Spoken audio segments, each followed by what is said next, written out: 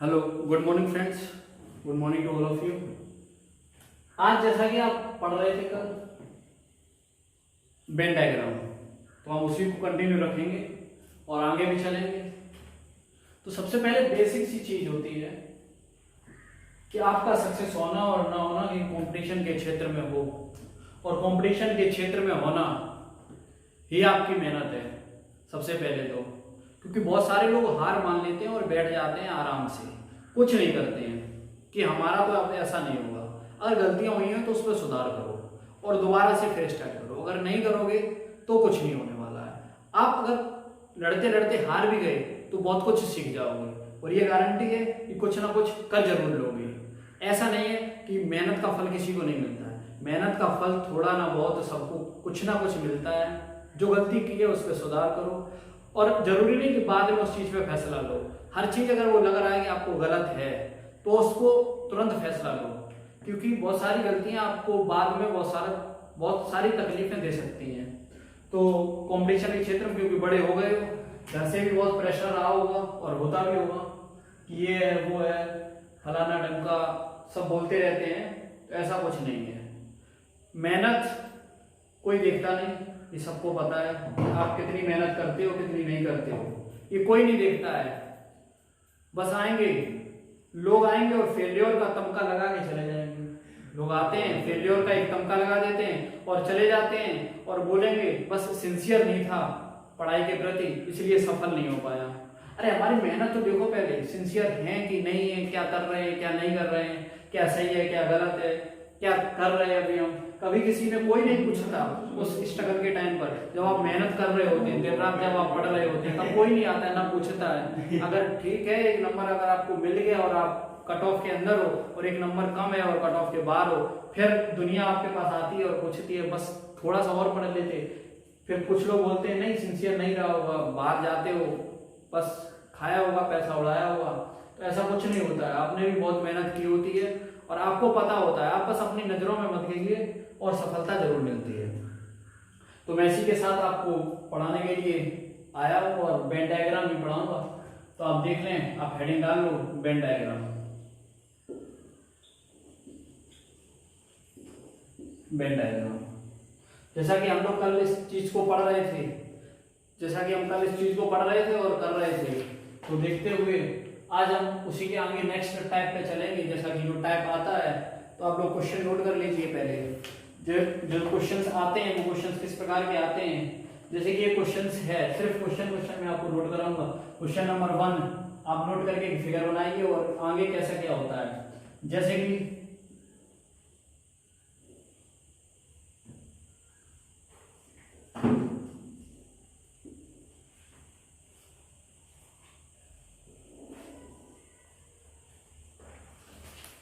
which number is in all geometrical figure, निम्नलिखित में से जो तीनों में आता है, which number is all geometrical figure।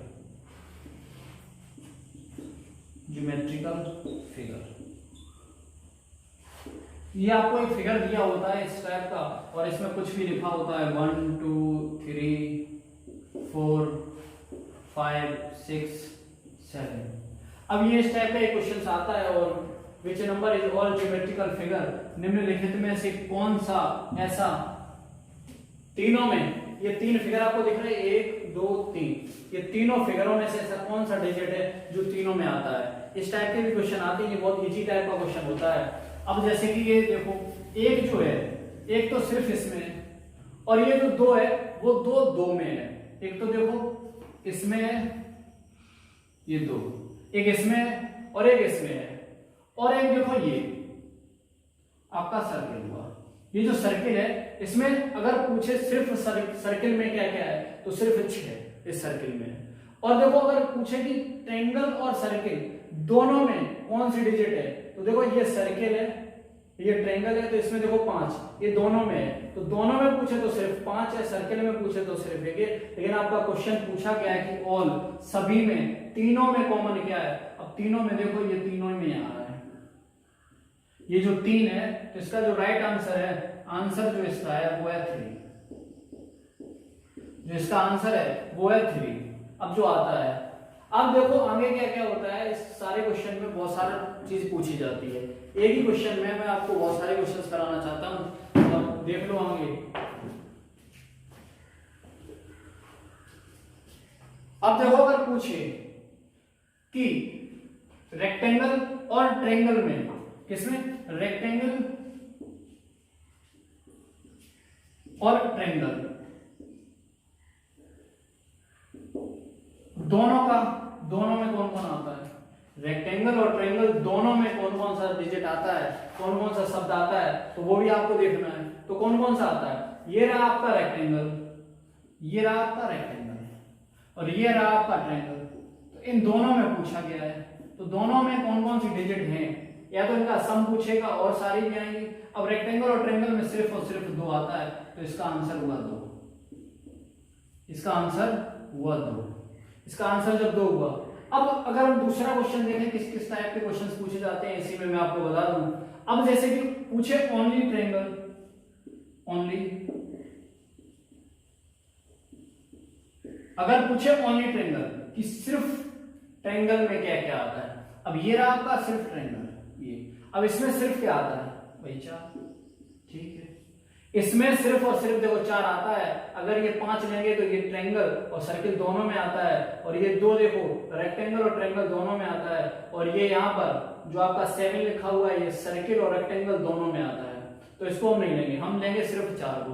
अब वो पूछे only circle, only circle, only अगर सर्किल पूछता है, अब ओनली सर्किल में क्या क्या आता है। अब देखो ये इतना बड़ा रहा आपका सर्किल, ये गोला जो है उसको सर्किल कहते हैं, ये जो गोला। अब इसमें देखो क्या क्या है, इसमें देखो सिर्फ और सिर्फ 6 है, जो कि किसी में डबल नहीं आ रहा है। तो ओनली सर्किल पूछे तो इसका आंसर 6 हो गया, इसका आंसर 6 हो गया। अगर पूछे कि सिर्फ और सिर्फ रेक्टेंगल में, सिर्फ और सिर्फ रेक्टेंगल में क्या आएगा, ओनली रेक्टेंगल, ओनली रेक्टेंगल। अगर ओनली रेक्टेंगल पूछता है, अब ये रहा आपका रेक्टेंगल, इसमें सिर्फ और सिर्फ कौन सी चीज आती है, तो इसमें सिर्फ और सिर्फ 1 आता है। इसमें देखो सिर्फ एक ही डिजिट है 1, और तो कुछ नहीं है, तो इसमें सिर्फ और सिर्फ 1 आता है और बस। अब लगभग पूरा ही हो गया आपका। अब इस टाइप के नेक्स्ट टाइप के क्वेश्चंस भी आते हैं, उसको भी हम आगे करेंगे। ये क्वेश्चन से हमने आपको बहुत सारी चीजें बता दी, समझा दी, क्वेश्चंस पूछे कैसे कैसे प्रकार के आते हैं, और आगे भी चलते हुए और हम आपको बताएंगे। अब जैसे कि नेक्स्ट क्वेश्चन है, नेक्स्ट फिगर है, इस फिगर को आप नोट कर लेना और देख लेना।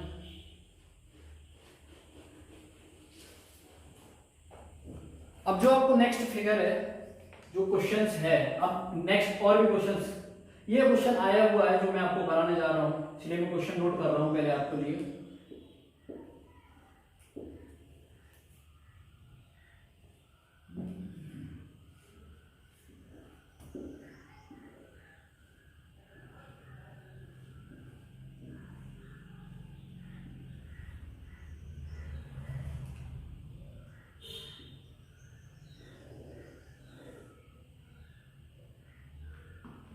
ये आपका क्वेश्चन है। अब ये जो क्वेश्चन है, ये फिगर है। अब आप डिजिट उसमें कुछ भी दी जाए आप अपने हिसाब से भर लेंगे। 1 2 3 4 5 6 7 8 9 10, ये आपकी भर जाएंगे 10, ठीक है। इस टाइप का क्वेश्चन आएगा। इसमें से क्या क्या आएगा, एक तो पूछेगा कि निम्नलिखित में से चारों आकृतियों में से ऐसा कौन सा डिजिट है, चारों आकृतियों में, चारों में, ऑल 4 में, जो 4 फिगर्स हैं, सब में क्या क्या आएगा, सब में क्या कॉमन है। अब सब आकृतियों में क्या कॉमन है, मुझे तो नहीं लगता कि कुछ कॉमन है, क्योंकि अब जैसे कि जो क्वेश्चन पूछा जाता है चारों में, अब चारों आकृतियों में कुछ दिख रहा है। एक आकृति आपकी ये है, एक आकृति आपकी ये होगी, एक ये हो गई, और एक आपका ये सर्किल हो गया, ठीक है। अब एक आपका ये ट्रायंगल हो गया, एक आपका ये रेक्टेंगल हो गया, ठीक है भाई। ये 4 आकृतियां, चारों आकृतियों में कॉमन सी चीज क्या है वो पूछता है और वो बताना पड़ता है। तो चारों आकृति में या चारों फिगर में आपको क्या कॉमन मिल रहा है उसको आपको बताना पड़ेगा। अब चारों आकृतियों में क्वेश्चन में ऑप्शंस देगा, वो आपको 3 देगा, 6 देगा और 7 देगा और नन ऑफ दीज देगा। ये 4 ऑप्शन आएंगे ए बी सी डी करके।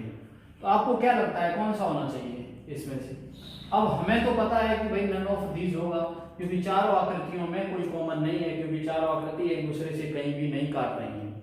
ये देखो 1 2 3 में तो कॉमन हो सकता था यहाँ पर 3, और यहाँ पर 1 2 और 3 यहाँ पर 7 हो सकता था, लेकिन दोनों ही चारों आकृतियों में कोई सी चीज नहीं है।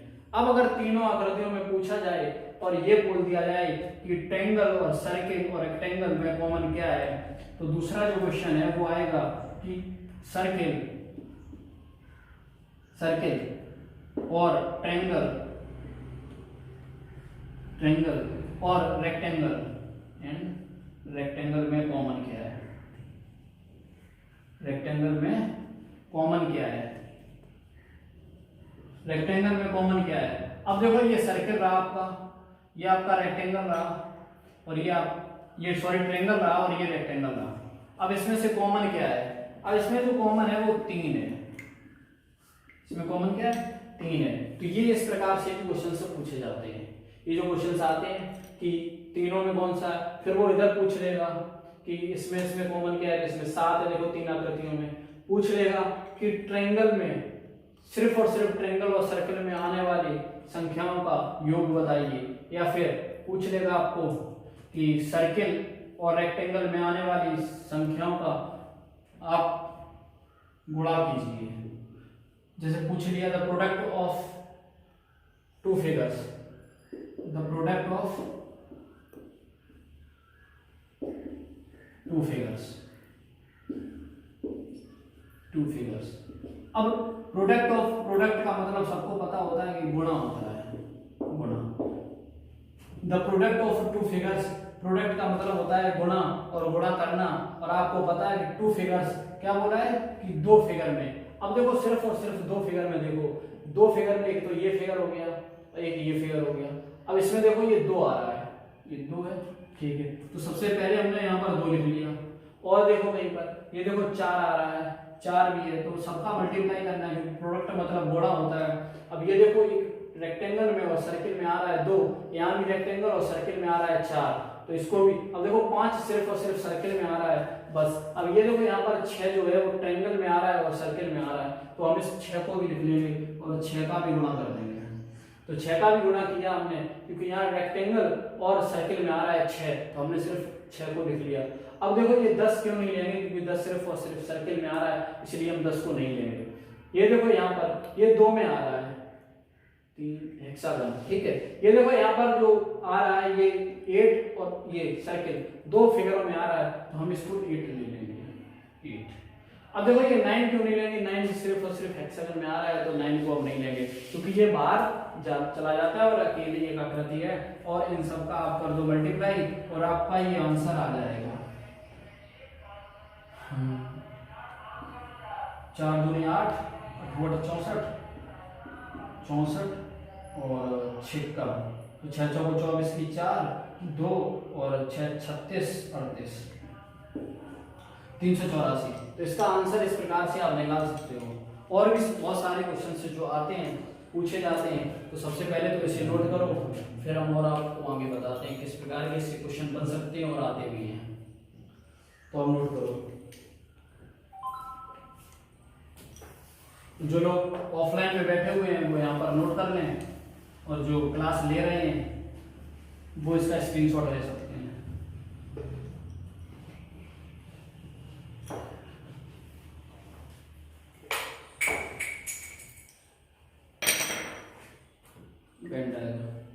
अब जो आपका नेक्स्ट क्वेश्चन आता है, फिगर भी मिट गया।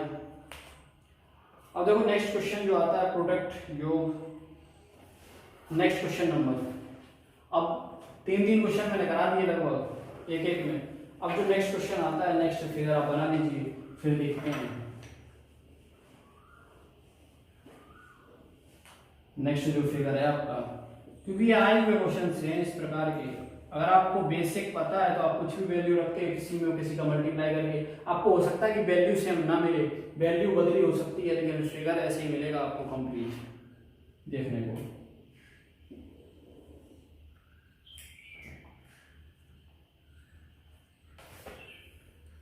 अब यहाँ पर जैसे कि ABCD हम लिख लें और उस हिसाब से करें। जो नेक्स्ट टाइप का क्वेश्चन है वो इस प्रकार से आता है, उसमें आप योग भी कर सकते थे 2 का, उसमें योग 3 का भी कर सकते थे। चारों का योग आता नहीं है क्योंकि चारों का योग उसमें बन नहीं रहा था, कोई चारों कॉमन आ नहीं रहे थे किसी जगह पर, तो चारों में हो नहीं सकता था। कुछ भी कर सकते हो आप, एक में से 2 को माइनस कर सकते हो, बहुत सारे क्वेश्चन उससे बन सकते थे, आप कर सकते हो। अब इस प्रकार के थोड़े क्वेश्चन आते हैं जो टाइप नेक्स्ट है उसको मैं कराने जा रहा हूँ। अब जैसे कि इसमें अल्फाबेटिकली अगर हम देखें तो यहाँ पर आप क्वेश्चन से लिख सकते हो कि ABCDE और F। अब जैसे ये क्वेश्चन से लिखा हुआ है, अब इस क्वेश्चन के आधार पे अब 4 आपको ऑप्शंस मिलेंगे, जैसे option A, option B, option C और ऑप्शन D। ये 4 ऑप्शंस मिले और चारों ऑप्शनों में आपको देगा। अब जैसे कि लिखा है कि जो C निम्न में से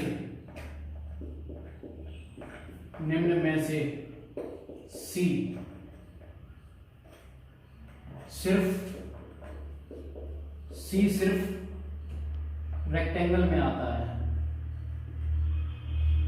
रेक्टेंगल में आता है, C सिर्फ रेक्टेंगल में आता है। और अब आप देखें B, अब ऑप्शन B देखें, ऑप्शन बी अगर देखें आप, ऑप्शन बी आप देख सकते हो कि बी सिर्फ और सिर्फ सर्कल में आता है। बी निम्न में से सिर्फ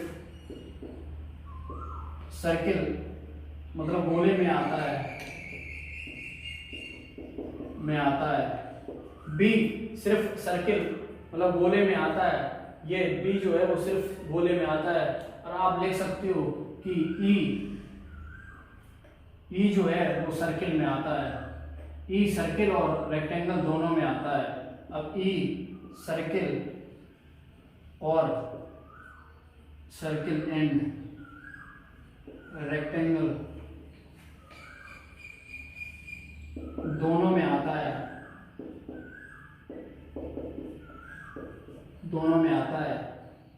ई सर्कल और रेक्टेंगल दोनों में आता है।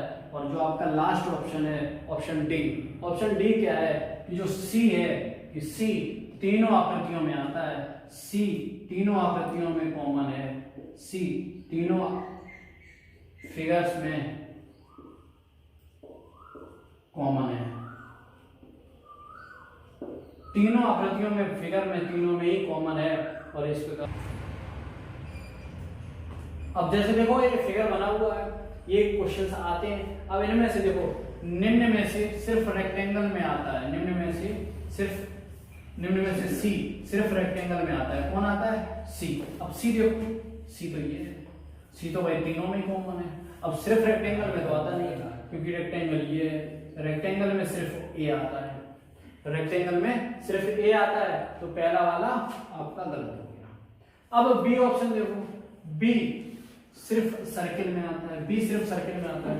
अब बी देखो, बी क्या बी सिर्फ सर्किल में आता है भैया? ये देखो सर्किल है और ये देखो रेक्टेंगल है आपका, ये देखो आपका रेक्टेंगल है, ये सर्किल में, ये आपका रेक्टेंगल है बी, तो बी ये भी गलत हो गया।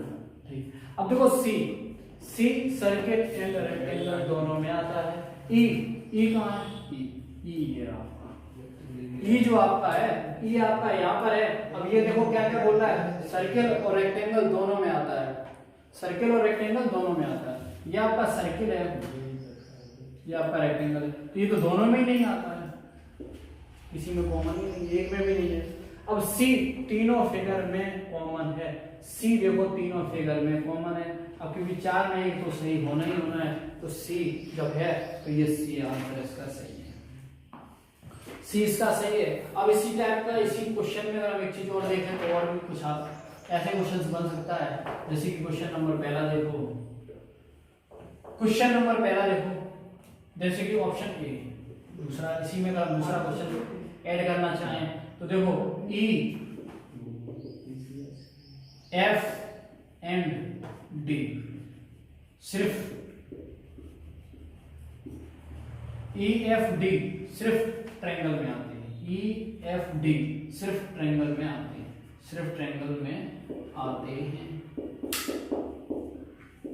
ये ट्रायंगल लिखा हुआ है, आप समझ गए होंगे इसके साइन से, सिर्फ ट्रायंगल में आता है। अब आता है क्या? अब ऑप्शन बी देखो, ऑप्शन बी, ऑप्शन बी जो है, बी कह रहा है इस टाइप के क्वेश्चंस बनते हैं, टाइप है, इस टाइप के क्वेश्चंस भी आते हैं पेपर में, ये क्वेश्चन आया हुआ है इसीलिए फिगर बनाया है। अब जैसे कि और आगे दे देता है कि ए बी और एफ, ए बी और सी, ए बी एंड सी, ये सिर्फ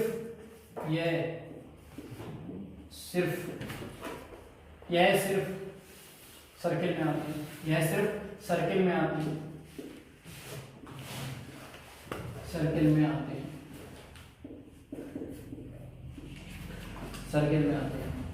अब जो ऑप्शन सी है, अब जो नेक्स्ट ऑप्शन है जो सी है, सी जो कहता है कि ऑप्शन सी, अब जैसे कि सी और बी और D, C B D, C B and D, यह है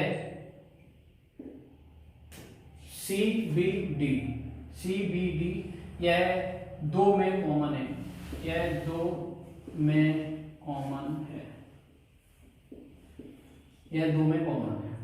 अब ऑप्शन जो डी है, अब जो ऑप्शन डी आता है बोलता है कि बी और डी, बी और डी दो में कॉमन है। अब आता है बी एंड डी दो में कॉमन है, दो में कॉमन है, बी और डी दो में कॉमन है, बी और डी दो में कॉमन है, ये आपके आते हैं। देखो पहला ऑप्शन देखेगा ई एफ डी, ई तो देखो यहाँ पर है, एफ यहाँ पर है और डी यहाँ पर है, ये सिर्फ ट्रायंगल में आते हैं, ये आपका ट्रायंगल है, ये आपका ट्रायंगल है। अब बोलता है ई एफ डी ट्रायंगल में आते हैं, ई एफ डी ट्रायंगल में आते हैं, ई एफ डी ट्रायंगल में आते हैं। बिल्कुल भाई गलत बात है, क्योंकि ई तो आता है ठीक है, एफ भी आता है ठीक है, लेकिन डी सर्किल में भी आता है, तो पहला वाला हमारा ऑप्शन गलत हो गया। अब ऑप्शन बी को देखें, ए बी एंड सी, यह सिर्फ सर्किल में आते हैं, ए बी सी यह सिर्फ सर्किल में आते हैं, ये तो आता ही नहीं है, तो ऑप्शन बी भी गलत हो गया। अब देखो C B and D, C B और डी यह दो में कॉमन है, इसमें दो में कॉमन है। अब दो में देखो सी बी डी है, दो में कॉमन है, सी बी और डी दो में कॉमन है, सी लेकिन तीन में कॉमन है, तो आपका ये भी गलत हो गया। अब देखो जो ऑप्शन डी है वो कहता है कि बी एंड डी दो में कॉमन है, बी और डी दो में कॉमन है, बिल्कुल सही बात है कि सर्किल और रेक्टेंगल में बी कॉमन है और सर्किल और ट्रायंगल में डी कॉमन है, ये बिल्कुल आपका डी आंसर सही है। इस टाइप के भी क्वेश्चंस आते हैं इसमें, ये बहुत इजी टाइप है आपका, जो जहां से मैंने स्टार्टिंग की है। अभी आपको बहुत सारे क्वेश्चंस, बहुत बड़े बड़े क्वेश्चंस भी मिलेंगे, इस टाइप के क्वेश्चंस आते हैं बहुत सारे।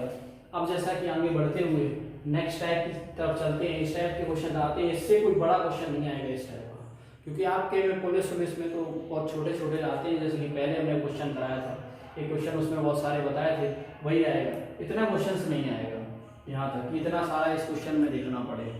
ये तो मैं आपको बता रहा हूँ क्योंकि ऐसा ही नहीं ये क्वेश्चंस आते हैं।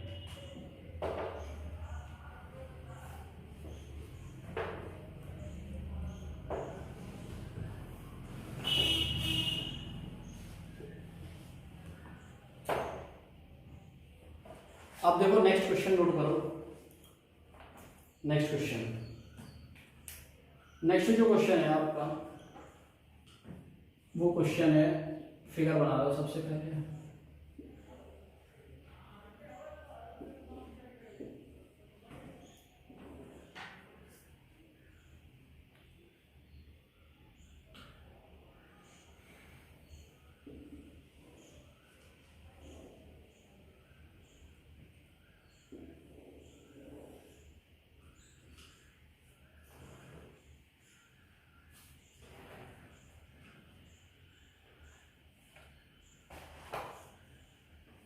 अब देखो ये क्वेश्चंस बना हुआ है, इसमें से आप भर लो 1 2 3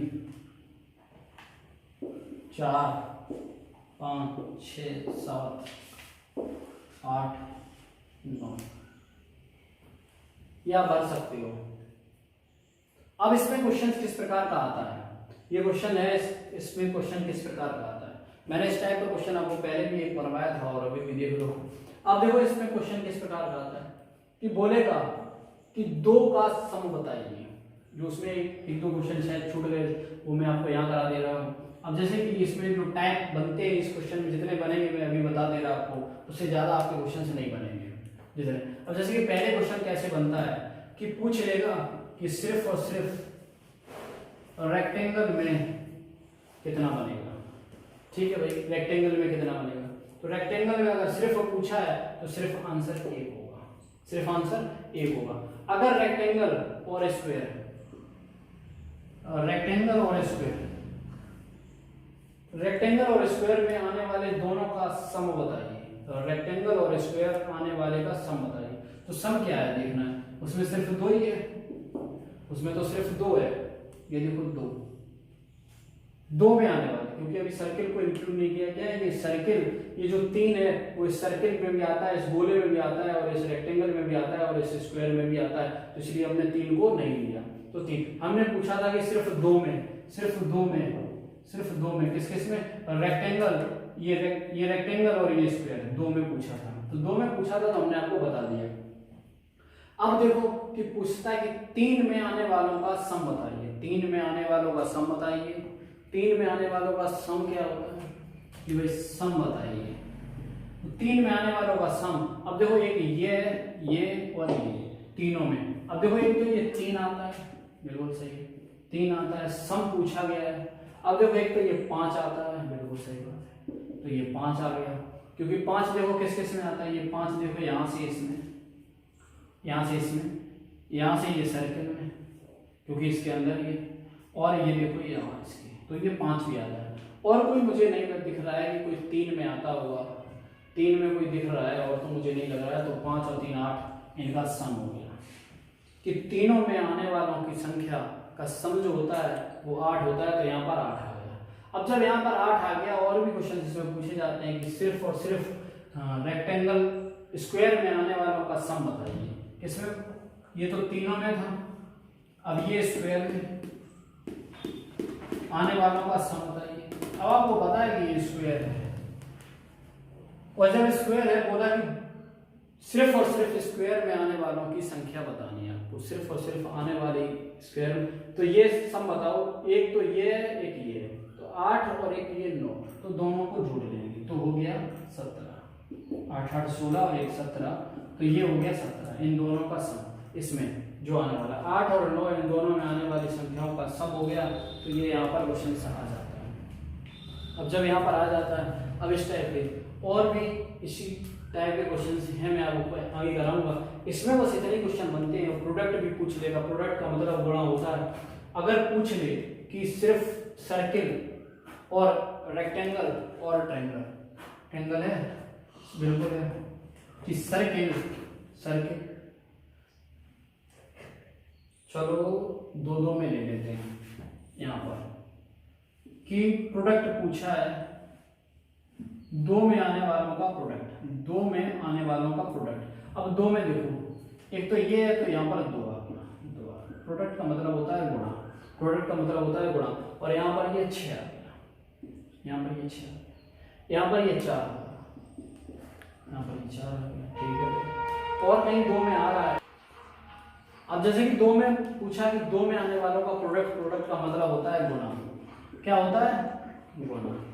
अब ये गुणा करना होता है। अब 2 में देखो, एक तो इसमें और इसमें ये 2 आ रहा है, इसमें और इसमें ये 2 आ रहा है। ये देखो यहाँ 5 तो 3 में आ रहा है, ये 6 देखो इसमें और इसमें ये 6 आ रहा है, और कुछ आ रहा है, और 4 देखो इसमें सर्किल में और इसमें 2 में आ रहा है, तो ये 4, तो 6 दूनी 12, 12 चौक 48, तो आपका ये आंसर हुआ 48। यहाँ पर ये सब आ जाता है। ये छोटे छोटे क्वेश्चन इस प्रकार के आपके पूछे जाते हैं और आते भी क्वेश्चन से। अब जैसा कि नेक्स्ट टाइप और नेक्स्ट क्वेश्चन, इसका एक बहुत बढ़िया सा क्वेश्चन हम आपके लिए लाए हैं और आपको करना है।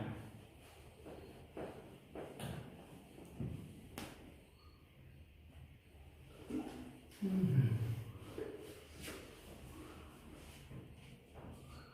सबसे पहले तो क्वेश्चन लिख लोगे कि क्वेश्चन पूरा क्वेश्चन पूछा किस प्रकार से जाता है।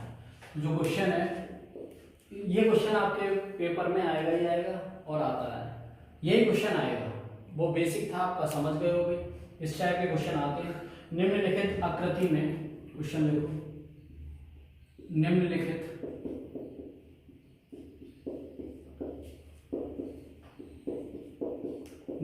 आकृति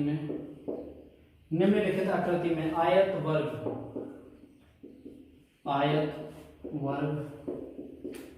निम्नलिखित आकृति में आयत वर्ग वृत्त रेक्टेंगल स्क्वायर सर्किल, इसको आप रेक्टेंगल स्क्वायर सर्किल इंग्लिश वाले यहाँ पर देख सकते हैं क्या किसको कहा जाता है। और त्रिकोण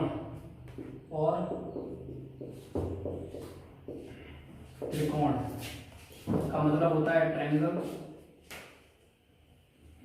त्रिकोण मतलब ट्रायंगल होता है।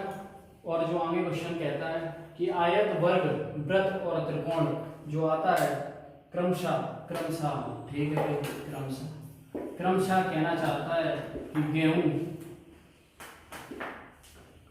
गेहूं चना मक्का, गेहूं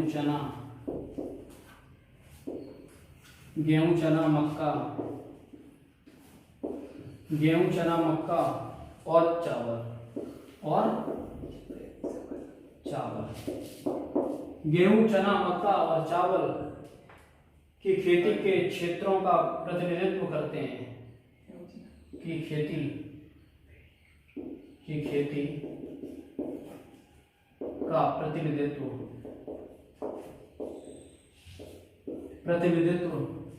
करते हैं।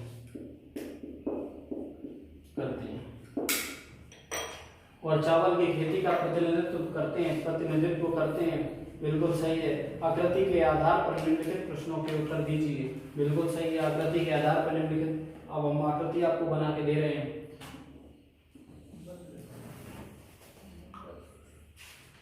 ये क्वेश्चन यूपीएसआई का है और आया हुआ क्वेश्चन से आप लोग देख लेंगे। ज्यादा से ज्यादा आपको वही क्वेश्चंस कराए जाएंगे जो आए हुए हैं पेपर में, किसी न किसी पेपर में।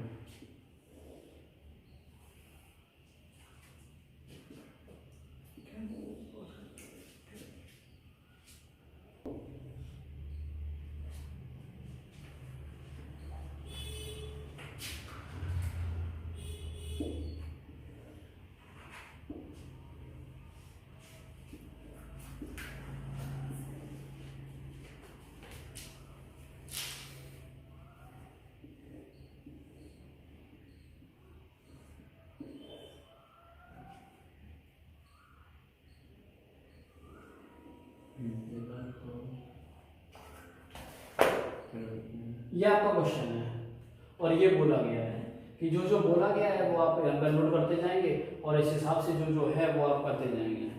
सबसे पहले तो आप इसमें फिल कर लें, कुछ भी फिल कर लें। 1 2 3 4 5 6 7 और 8 9 10 11, इसको आप फिल कर सकते हो और ये आप बता सकते हो।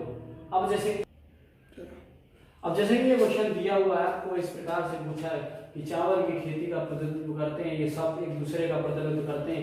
रेक्टेंगल, स्क्वायर, सर्किल और ट्रायंगल, 4 फिगर आपको दिख रहे हैं। ये आपका देखो रेक्टेंगल है। तो सबसे पहले जो आपका ये रेक्टेंगल है, अब रेक्टेंगल देखो पहला क्रमशः दिया हुआ है, क्रमशः नहीं होता तो आगे पीछे होता है, इसमें क्रमशः ही दिया होता है, हमेशा ही क्रमशः दिया होता है। देखो आयत है तो क्रमशः गेहूं। अब ये जो आपका है वो आपका हो गया वीट। आप लोग हिंदी में लिख लो क्योंकि मैंने हिंदी में यहाँ पर लिखा हुआ है। अब जो आपका वर्ग है, जो आपका स्क्वायर है, अब जो आपका स्क्वायर है, जो वर्ग है उसको कहता है कि गेहूं, ये चना मतलब राइस, इसको हमने कहा कि राइस, ठीक है। गेहूं के बाद चना, उसके बाद मक्का आएगा। मक्का मतलब वृत्त मतलब सर्किल को कहते हैं, तो इसको हम कहते हैं मक्का। ये हमारा मक्का हो गया। अब जो सर्किल है और उसके बाद देखो ये आयत हो गया, वर्ग हो गया, वृत्त हो गया, ये त्रिकोण मतलब ट्रायंगल हो गया। ये बचा हुआ जो आपका है ये आपका ट्रायंगल है, ये जो है आपका ट्रायंगल है, ये ट्रायंगल है जो वृत्त है ट्रायंगल मतलब त्रिकोण, इसको क्या कहा गया है? चावल। अच्छा ये चना है, ठीक है, ये आपका ग्राम हो गया और ये आपका चावल हो गया। चावल मतलब राइस, ये आपका राइस हो गया। कि खेती का प्रयोग करते हैं तो आप क्वेश्चन के हिसाब से आंसर दीजिए। अब जैसे कि क्वेश्चन के हिसाब से आंसर दीजिए। अब यहाँ पर मैं आपको कुछ क्वेश्चंस कराता हूँ और यहीं पे ऊपर तो दिखेगा नहीं, ठीक है। तो यहाँ पर मैं आपको 2-4 क्वेश्चन कराता हूँ, इसके क्वेश्चंस पूछे कैसे जाते हैं। ये जो क्वेश्चंस आते हैं कि बोलता है कि सिर्फ और सिर्फ चावल कितनी खेती में होता है, सिर्फ चावल कितनी खेती में होता है, सिर्फ चावल कितनी खेती में होता है, खेती में होता है। ये पहला क्वेश्चन है, आपको बताना है। दूसरा जो क्वेश्चन है मैं आपको पूछ रहा हूं कि गेहूं और मक्का कितनी खेती में होती है, गेहूं और मक्का कितनी खेती में होती है।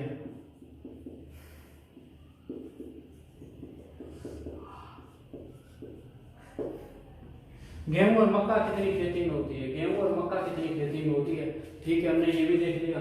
अब जो नेक्स्ट क्वेश्चन है वो मैं आपको बता रहा हूँ क्योंकि वहां तक दिख रहा होगा मुझे लगता है, ठीक है। और नेक्स्ट क्वेश्चन जो है तीसरा क्वेश्चन इसी में पूछता हूँ आपको कि चना चावल और गेहूं और मक्का चारों ही किस खेती में होते हैं, चारों ही कितनी खेती में होते हैं, कितनी खेती में होते हैं, कितनी खेती में होते हैं। तो इसका आंसर भी देना है। अब एक एक क्वेश्चन को देख लो, आपने दिमाग लगाया होगा, देख लिया होगा किस प्रकार क्या होता है, क्वेश्चंस किस प्रकार। जैसा कि देखो पूछा जाता है कि चारों में ही कितनी खेती होती है। अब जो हम आपको बताएंगे इन तीनों के आंसर्स क्या क्या होते हैं इस क्वेश्चन में, किस प्रकार से आते हैं कि सिर्फ चावल कितनी खेती में होता है। अब सिर्फ चावल कितनी खेती में होता है, अब देखो सिर्फ चावल का ये ट्रायंगल है, चावल को क्या डिनोट कर रहा है, ये ट्रायंगल, ठीक है। चावल कितनी खेती में होता है सिर्फ भैया 8 बीघा मान सकते हो कि सिर्फ इस क्षेत्र में होता है। देखो चावल सिर्फ और सिर्फ इस क्षेत्र में होता है, आपको पता होगा कि चावल सिर्फ और सिर्फ इसी क्षेत्र में होता है। और चावल होता तो है लेकिन कोई और भी फसल होती है उसमें, लेकिन इतने क्षेत्र में सिर्फ और सिर्फ चावल होता है, जो कि ये मेरी वाली खेती है, मुझे लगता है कि मेरी खेती में चावल ही होता है, तो ये वही वाली है। अब देखो यहाँ पर ये होता है, अब ये अगर 7 हम इसमें ये लेते होता तो ट्रायंगल में ही है, लेकिन ये यहाँ पर मक्का भी होती है। अब इस क्षेत्र में मक्का और चावल दोनों ही होते हैं, इसलिए हमने 7 को नहीं लिया। बोला था कि सिर्फ इसका आपको बहुत ज्यादा ध्यान रखना होगा, ये सिर्फ का। अब देखो नेक्स्ट क्वेश्चन जो पूछा गया है कि गेहूं और मक्का कितनी खेती में होता है। गेहूं और मक्का, आपको पता है कि गेहूं की खेती ये है, ये गेहूं का एक खेत है और ये आपका एक मक्का का खेत है, ये गोल सा आपका मक्का का खेत है। अब गेहूं और मक्का पूछा गया है। अब देखो गेहूं और मक्का कितनी खेती में होता है, इतनी खेती में तो देखो सिर्फ और सिर्फ 1 बीघा में तो सिर्फ और सिर्फ गेहूं होता है। और यहाँ पर देखो ये यहाँ पर होता है, यहाँ तो देखो 6 में सिर्फ और सिर्फ मक्का होता है। इस वाली खेती में होता है गेहूं और मक्का, इस वाली खेती में होता है गेहूं और मक्का, इस वाली खेती में होता है गेहूं और मक्का, बस। और मुझे नहीं लग रहा है कि किसी खेती में और होता होगा। तो इसका आंसर जो है वो 2 है, इसका आंसर। अब जैसा कि आपको पता है ये 2 क्वेश्चन के आंसर आपको पता चल गए। और यहाँ पर देख लेते हैं कि चारों ही कितनी खेती में होती है। चारों ही, जो चारों फसलें हैं आपकी, गेहूं की, मक्का की, चावल की और ग्राम की मतलब चना की, ये जो खेती होती है चारों खेती कितने बीघा में होती है कि यहाँ पर चारों फसल होती है। आपको कोई चीज दिख रही है, ये देखो जो 5 है ये 3 में, चारों में नहीं है। ये जो 9 है ये 3 में है, 4 में नहीं है। ये जो 10 है ये 2 में है, 4 में नहीं है। ये जो 3 है वो 3 में है, 4 में नहीं, लेकिन 4 ही सिर्फ 4 में है, 4 ही सिर्फ 4 में है। तो यहाँ पर तीनों ही खेतियाँ होती हैं, तो इसका जो आंसर है वो 4 हो जाएगा। इसका जो आंसर है वो 4 हो जाएगा। और आपको यहाँ तक मुझे लगता है कि आपको समझ में आया होगा। अगर नहीं भी आया, कहीं पे कोई डाउट है तो ऑफलाइन वाले हमें आके पूछ लें और ऑनलाइन वाले हमें कमेंट कर दें और बता दें कि सर ये चीज़ नहीं समझ में आई है, मैं उनको कल दोबारा से कोशिश करूँगा समझाने की। So thank you for today's class and nice.